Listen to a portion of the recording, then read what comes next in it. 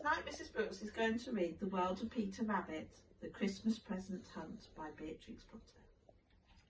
Here we go, Rooney. Peter Rabbit was so excited for Christmas. He had helped his mum make mince pies and sung Christmas carols at the top of his voice. Soon it would be time for the best job of all, putting the presents under the tree. Peter had made his mother and sisters a present each, carefully wrapped in brown paper. He had hidden them in his secret hiding place, where he always kept important things. But when he went to move the presents from his secret hiding place, they weren't there. Oh no, where had they gone?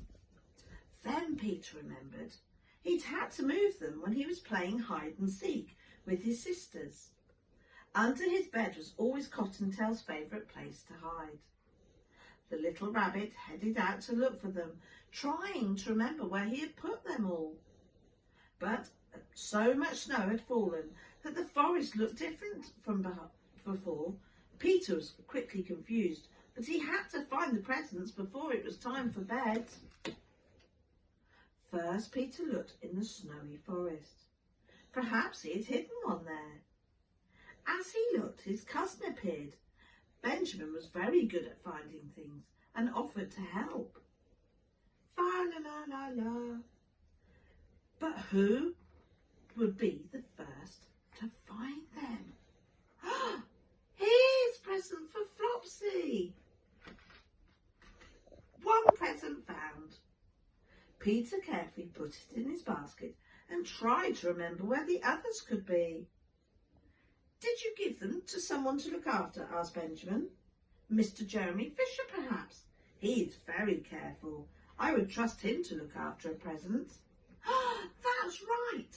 Peter had given Mopsy's present to Mr. Fisher to look after. He knew where to go next.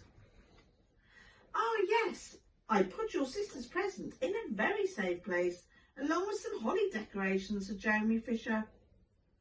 But where was that? Mr. Jeremy Fisher and the bunnies began to look all round the pond. They had to be careful not to slip on the ice. A present for Mopsy. What is it? There it is under the log. Once the present and the holly had been found, Peter and Benjamin stayed a while to help Mr. Fisher decorate his house. Here, take some of my Christmas cake for being so helpful, said the delighted Mr. Fisher. As the rabbit stepped inside, Mr. Fisher called, Oh, and Peter, I think you may want to try the farm next. I'm sure I saw you there with a present not so long ago. The cousins happily nibbled on the cake, dropping a trail of crumbs as they looked around the farmyard. Jemima was singing Christmas songs with her ducklings. They were more excited than Peter. Now, Peter just had his mother's present to find. Where could it be? Perhaps more cake will help, you remember, suggested Benjamin. Peter quickly agreed. The cake was rather tasty. The kind little bunnies shared their cake with the ducklings, and everyone in the barn began to sing again.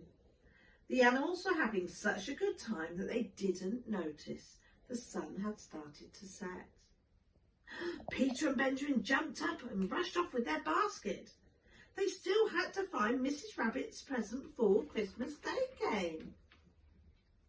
They looked everywhere on their way home, but they had no luck at all. Peter was very sad as he waved goodbye to Benjamin. I'll just taste one, the squirrel tasting the nuts in the tree. What was a little rabbit to do? But then Peter spotted something sparkly behind a great trunk. What's there? Hooray! It's Mrs. Rabbit's present! Peter was so pleased. He carefully placed each present under the tree, ready for his family to open. Mrs. Rabbit smiled as she placed some of her tastiest mince pies, a carrot and a glass of milk on a plate for Father Christmas. Her sleepy bunnies were all asleep and dreaming of the festive fun tomorrow would bring.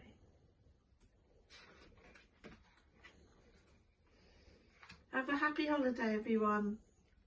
Take care. Bye-bye.